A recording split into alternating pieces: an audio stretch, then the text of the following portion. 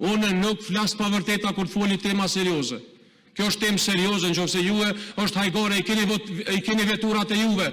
Pse s'me merrni një vendim thjesht, veturat e juve që i keni me ekonomizu. 21 ministra, edhe Sosa Vans, ministra 50, edhe do 100 vetura me thonë, po ju pyes thjesht. Pse s'me bujnë atë që një ekonomizimi thjesht është një udhëzim administrativ e merr jashtëm sekretari i përgjithshëm kryenisi thotë prej sodit unë udhëtoj me një veturë. Shembull po marr, s'ka vullnet o kolegët.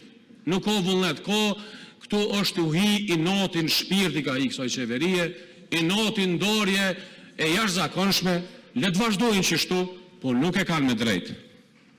Zënja Bajrami, përvoja e legjislaturës të kalume ka tregu si duke ngrit zonin e ulë argumenti nuk fiton politikisht. 5 deputet më pak i keni prej zgjedhjeve 28 dhjetorit. Jo, unë po flas për qasjen nëse dikush don me argumentu me atë qasje konfrontuese ka tregu që nuk rezulton politikisht pozitivisht. Me ngrit zonin, me ul argumentin, me shtu ofendimin, edhe nuk e di se ku është rezultati final. A ndoshta bashkë me ulje të akcizës edhe të VSH-s e ki synimin një ulje dhe numrin e deputetëve të LDK-s. Sa i përket pagave, u tha që nuk janë rritur e pa vërtet gjithashtu, pra në sektorin publik pagat janë rritur 45%, duke mos llogaritur këtu edhe pagën e 13%, pra që sa po është dënë, ndërka që paga minimale nga niveli 170 euro që kemi gjetur, aktualisht është 425 euro dhe në korrekt të këtij viti bëhet 500 euro. Pra 3 fishim gati i pagës minimale në sektorin privat. I tha disa gjona që niveli i rritjes ekonomike është si rezultat i mos funksionimit të vendit, edhe pajtona edhe institucioneve. Po faktori edhe përgjegjësini ju jeni ndodhur në shkelje kushtetuese 10 herë me veprimet e juaja që s'keni leju me bo institucionet edhe me ecë tutje. Unë asnjëherë nuk e mohoj ato që ka ndodhur.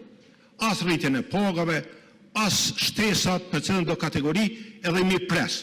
Mirë po, të shpendore parove, duhet me qenë të targetura kategoritë, që ato në nxjerr për rasteve sociale dhe mos me vazhdu me qenë në raste sociale. Dhe mbështetja do të jetë me ligj dhe transparente. Qeveria nuk guxon të qëndroj si spektatore dhe të përfitoj nga rritja e takseve në këto produkte. Rritja e çmimeve të naftës ka ndikuar në mënyrë të drejtë për drejtë në rritjen e kostos së transportit, rritjen e çmimeve të produkteve bazë dhe uljen e fuqisë blerëse të qytetarëve.